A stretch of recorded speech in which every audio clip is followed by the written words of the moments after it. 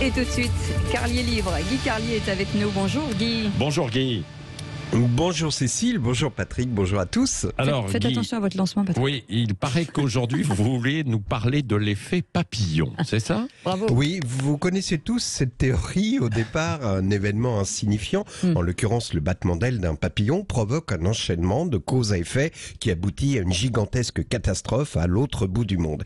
Eh bien aujourd'hui, excusez-moi, je ne peux m'empêcher de penser qu'une auditrice à Romorantin qui vient de s'asseoir à la table du petit déjeuner se demande « Tiens, aujourd'hui Carlier attaque directement sa chronique sans digression sur Patrick Roger ?» C'est dommage. Moi j'aime bien quand il commence en disant des bêtises sur Patrick Roger qui est un peu son doudou audiovisuel. C'est vrai. Et elle crie à son mari qui se trouve dans la salle de bain « Michel, dépêche-toi, tu vas louper Carlier !» Et l'autre lui répond « Ah merde, ça y est, il a déjà parlé des stages naturistes de Patrick Roger ?»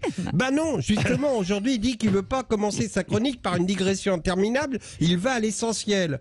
Oh bah alors ça va être chiant, moi j'aime pas quand il est sentencieux, qu'il prend une voix grave avec de l'émotion pour dénoncer des injustices, comme l'autre jour son bonhomme au bord du périphérique, au milieu des détritus, pendant que 10 000 voitures passent à côté dans une totale indifférence. Là avec Marine Le Pen, je suis sûr qu'il va nous faire une chronique France Inter, genre les résistants de la 25e heure qui font plaisir à leurs auditeurs en se donnant bonne conscience. Bon, enfin il fait ce qu'il veut, c'est sa chronique. Tiens, voilà, ça y est, je suis prêt. J'ai faim, moi. Tiens, passe-moi le beurre, Nicole. Ah merde, les toasts sont grillés. Mais c'est pas possible, ma pauvre fille, tu sauras jamais régler un grille-pain. Mais c'est pas ça, Michel. Je règle sur 3. La première tartine est bien dorée, mais ça grille de plus en plus. Quand on arrive à la 3e tartine, à 3, c'est un peu trop grillé. Un peu trop grillé, tu veux dire cramé, oui. Tu vois, Aurélie avait des défauts puisqu'on a divorcé. Mais au moins, elle savait régler un grille-pain.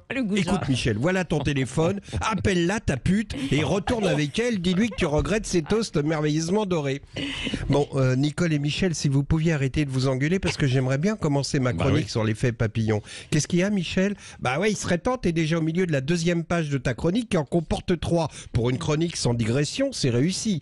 Ouais, donc aujourd'hui, je vais vous raconter l'effet papillon. Ça commence par un événement mineur qui a eu lieu il y a 50 ans. Une petite fille de 5 ans regarde la télé qui diffuse la série Les Envahisseurs.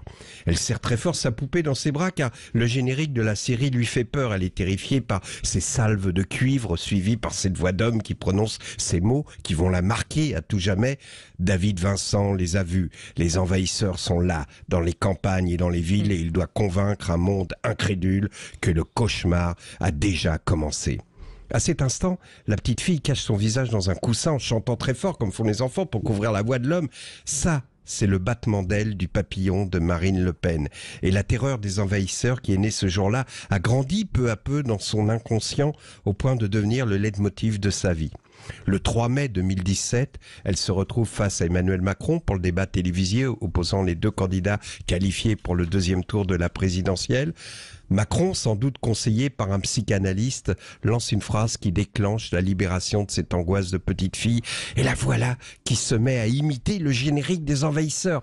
Elle sait qu'elle fait exploser sa campagne, qu'elle ne sera pas présidente. Elle s'en fout. C'est une petite fille de 5 ans qui a besoin de se libérer de son angoisse. Et c'est dans un état second qu'elle dit « Regardez, ils sont là. Ils sont dans les campagnes et dans les villes. Ils sont partout sur les réseaux sociaux. » Et elle termine cette diatribe surréaliste par un rire dont la folie n'est pas absente.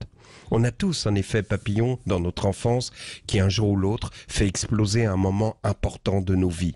Je connais même un chroniqueur de talent bien décidé un jour à faire une chronique brillante et sans digression interminable qui, ayant vu dans son enfance ses parents se disputer au sujet du fonctionnement d'un grille-pain, a fait exploser sa chronique. C'est ça l'effet papillon. Merci Guy Carlier.